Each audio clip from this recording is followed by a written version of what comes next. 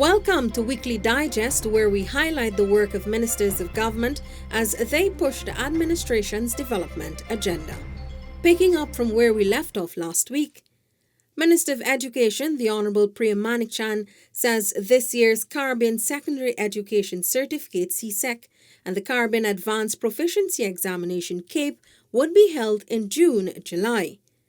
The minister made this disclosure on Monday during the official opening of the ministry's virtual reinforcement lessons for hinterland schools. We had a meeting at CXE with CXE, not with CXE actually, with COSHOD. That is the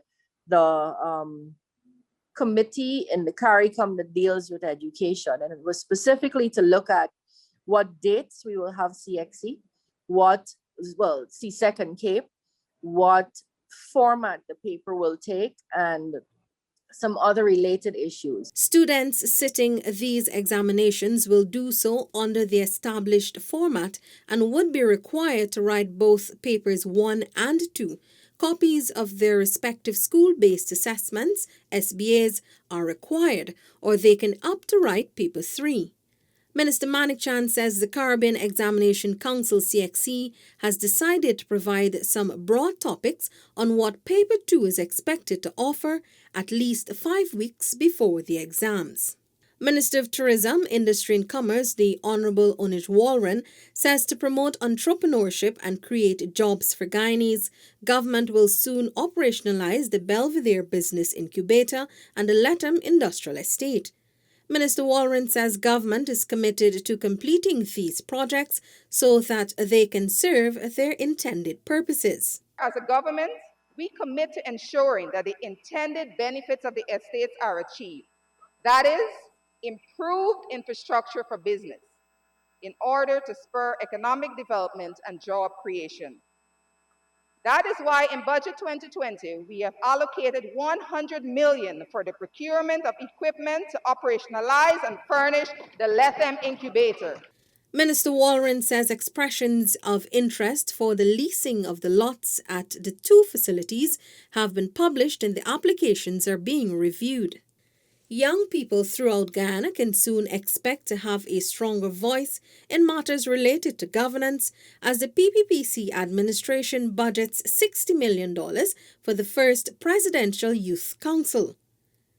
Minister of Parliamentary Affairs and Governance, the Honourable Gail made the announcement on the floor of the National Assembly's Committee of Supply on Tuesday. This is in the process of being set up this year with a secretariat and representatives representatives from each of the 10 regions. The budget provision will facilitate the hiring of a youth empowerment coordinator along with 10 regional representatives that will sit on the council. Minister Teixeira clarified that the youth body is not a non-governmental organization, but one which will fall under the president. This is to directly engage young people on issues such as jobs, housing and education. Minister of Health, the Honourable Dr. Frank Anthony, is reassuring citizens that the Chinese Sinopharm vaccine is safe and effective. Dr. Anthony said scientific studies have shown that the vaccine has a low number of side effects.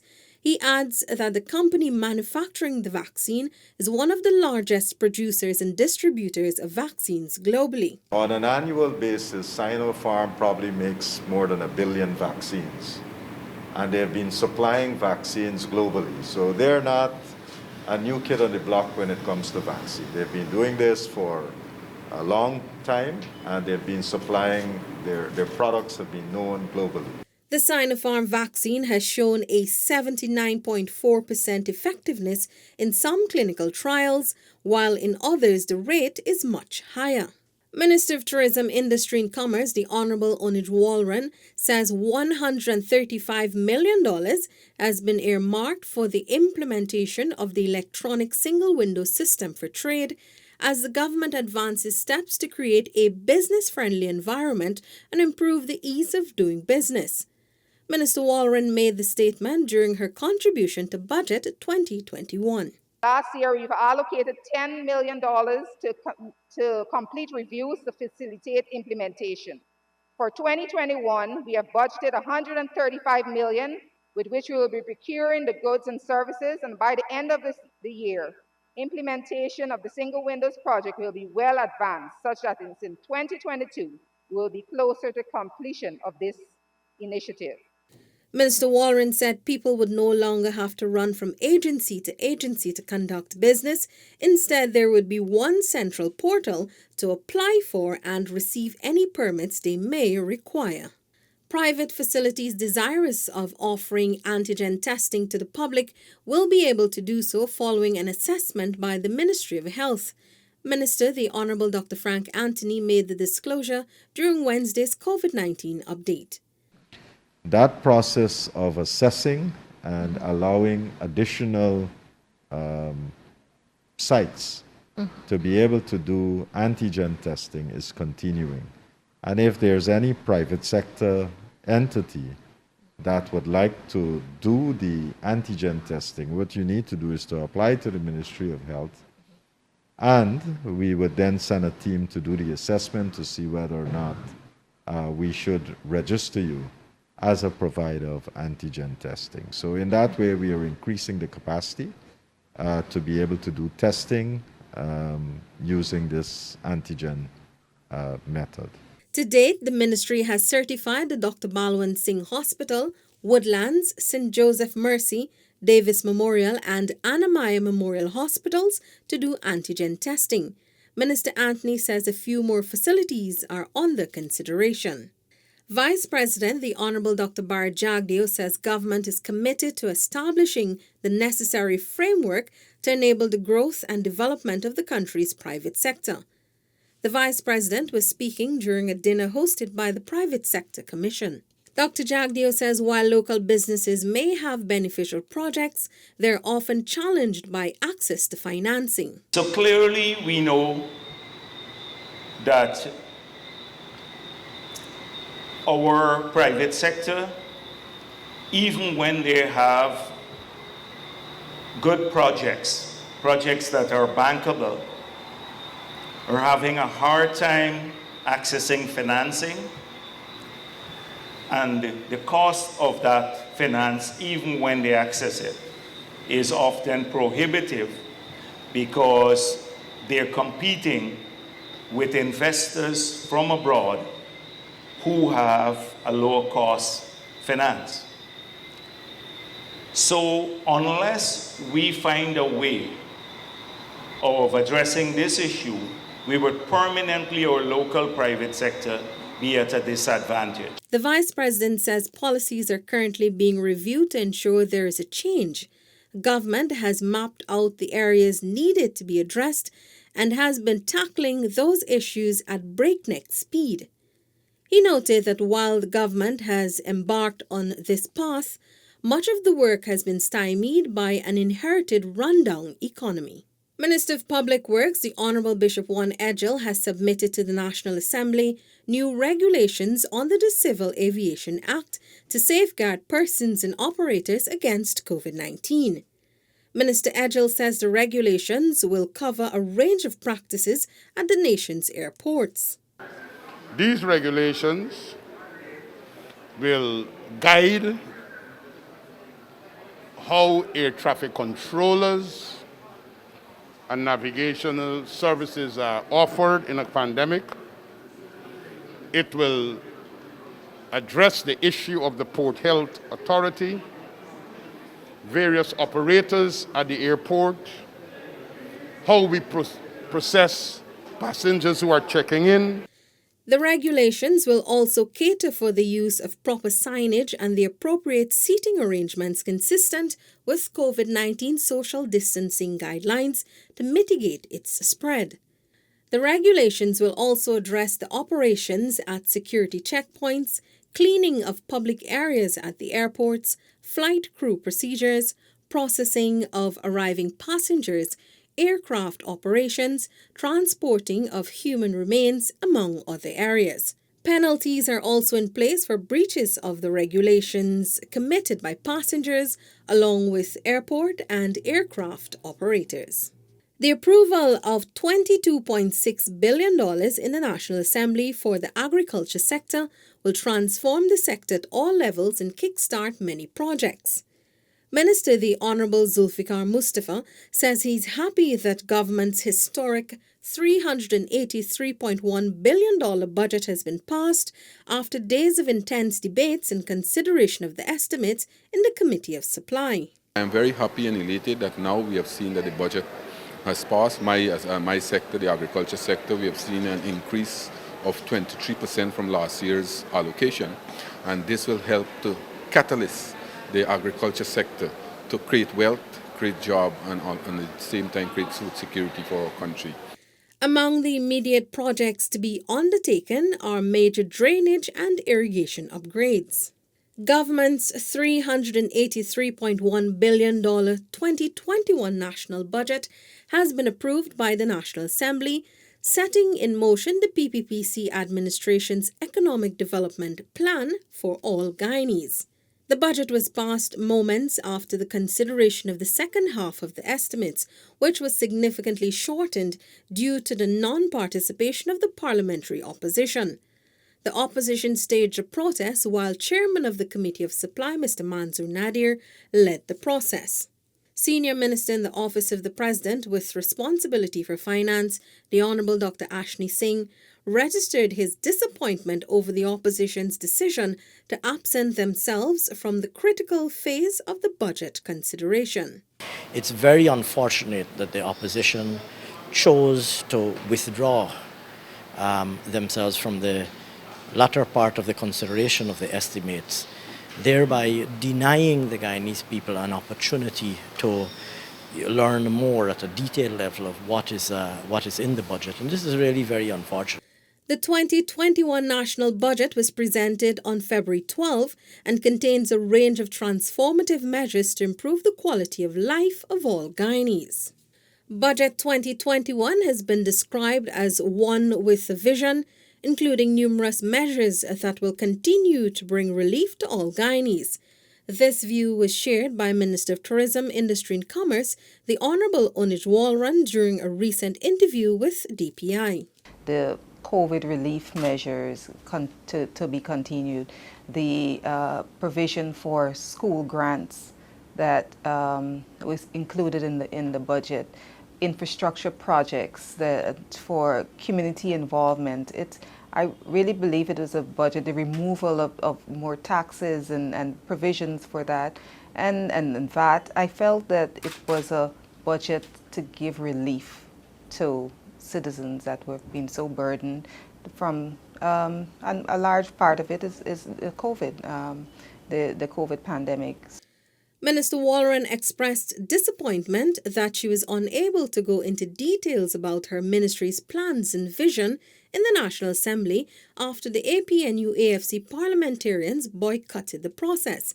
However, she says she is ready to fulfill her mandate in keeping with the PPPC's administration's vision for Guyana and Guyanese. The Parliament is over, the budget is passed. We're excited to get to work, to see, and to actually see and have tangible proof that this budget is indeed one that will bring benefit and relief to the ordinary Guyanese, to small businesses, and to the country as a whole.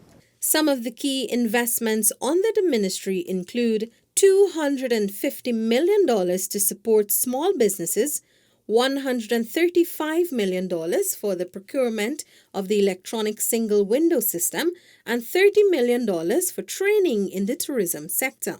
The passage of the Capital Gains Tax Amendment Bill brings relief to the people of Guyana. This view was expressed by Senior Minister in the Office of the President with responsibility for finance, the Honourable Dr. Ashni Singh. The bill, amended on Thursday in the National Assembly, reintroduces an exemption for the disposal of assets owned for 25 years or more, which the APNU-AFC government removed. In other words, if you owned a piece of property and had owned that property for 25 years or more and then disposed of the property, that transaction would not be subject to capital gains tax. As we did with so many other of the punitive tax measures that the APNU AFC government had put in place, we committed to reverse these punitive and draconian measures. And we are now, sir, delivering once again on that promise. Minister Singh told the National Assembly that the APNU-AFC removed the 25-year exemption during its term in office. The Finance Minister says the removal of the provision was met with grave reservations by the members of the PPPC. Prime Minister the Honourable Brigadier Retired Mark Phillips on Thursday attended the Ghana Defence Force Change of Command Parade and paratrooping display. The Prime Minister witnessed the official handing over of the force colours by Brigadier Patrick West to Brigadier Godfrey Bess. Brigadier West proceeded on pre-retirement leave last July. However, he returned on Thursday to formally hand over command of the force. Also attending the handover were Minister of Home Affairs, the Honourable Robeson Ben, Attorney General and Minister of Legal Affairs, the Honourable Mohber Anil Nandlal, and National Security Advisor Captain Jerry Gavaya. Minister of Foreign Affairs, the Honourable Hugh Todd, says the relationship between Guyana and the United States of America is good, strong, peaceful and consistent. Minister Todd says this was reinforced recently with the virtual meeting held with Acting Assistant Secretary in the Bureau of Western Hemisphere Affairs of the United States of America, Julie Chung. Generally speaking, it spoke to continuity, having regard to the fact that it's a new administration, there was a transition of power, and the values that are enshrined within the system continues to shine through, and we continue to have good relations with the United States of America. Minister Todd says both countries continue to work together for the benefit of their citizens. He related that recent conversations with the U.S. has also ignited mutual interest in the area of the environment. The minister also noted that all agreements government entered into with the U.S. since coming into office are being honored. The High Court on Friday dismissed the main parliamentary opposition's application for a number of conservatory orders in relation to its challenge to the constitutionality of the amendments to the Fiscal Management and Accountability Act. The opposition had challenged the amendments, which increased the efficiency and effectiveness with which Parliament could consider the budget of constitutional agencies. The conservatory orders sought were meant to prohibit the budget consideration and disbursements for those agencies, while the matter of the amendments remained before the court.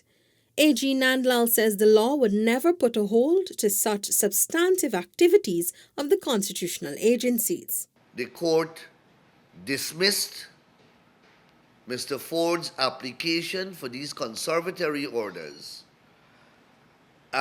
or on the ground that they were without merit, that no evidence and legal principles were put forward to justify the court acting and making those exceptional orders. The substantive matter, which challenges the constitutionality of the amendments to the Act, will be heard on March 15.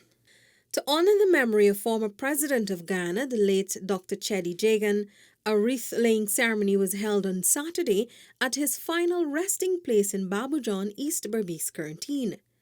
During brief remarks, Minister of Agriculture, the Honourable Zulfikar Mustafa, urged all to reflect on the life of the late head of state and draw inspiration from it. He said Dr. Jagan dedicated his life to ensuring democracy prevailed. Minister Mustafa reminded Guyanese that only recently democracy was under threat for 5 months, pending the results for the March 2nd general and regional elections. We had to struggle for 5 months. We have seen all kinds of measures, all kinds of tactics that were used by the coalition to derail our democratic process. Today, after 24 years, the struggle and sacrifice and teaching of Comrade Cheddi Jagan is relevant today as it was relevant when he started the struggle. The late Dr. Jagan served as President of Ghana from 1992 to 1997 and is widely regarded as the father of the nation. That's it for this edition of Weekly Digest. For these and other government-related information, do log on to our website, dpi.gov.gy, and our social media platforms as well. Goodbye.